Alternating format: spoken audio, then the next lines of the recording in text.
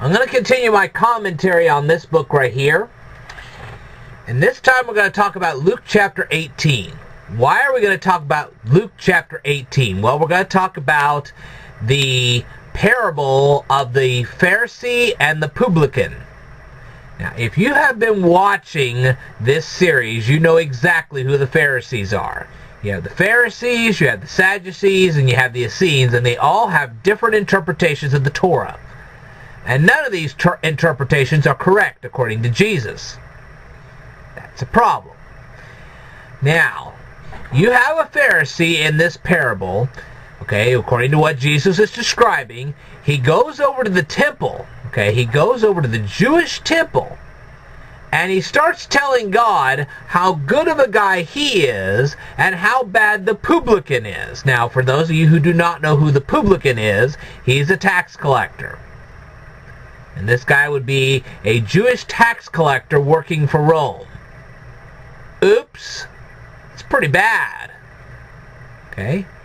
Because he's basically working for his enemies. That's not good.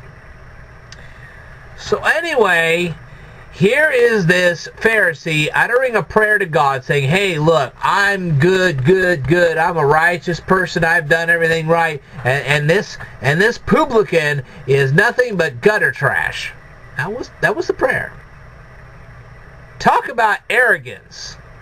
Here is a guy that is deliberately misinterpreting the Torah to financially benefit himself and his friends. And he's telling God how righteous he is, and how bad the publican is.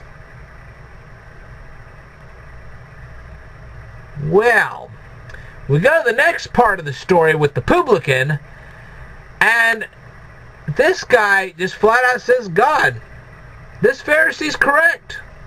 I'm the worst sinner in the world. You have every right to kill me. I'm just asking you to forgive me. Talk about a prayer of humility. Guess which prayer God heard? Certainly wasn't the Pharisee's prayer. Pharisee's prayer was arrogance. Because he was saying, I'm just as good as God. Basically. That was how it came out. But not the publican. He was standing there saying, you have every right to kill me, Lord. I'm asking you not to do so.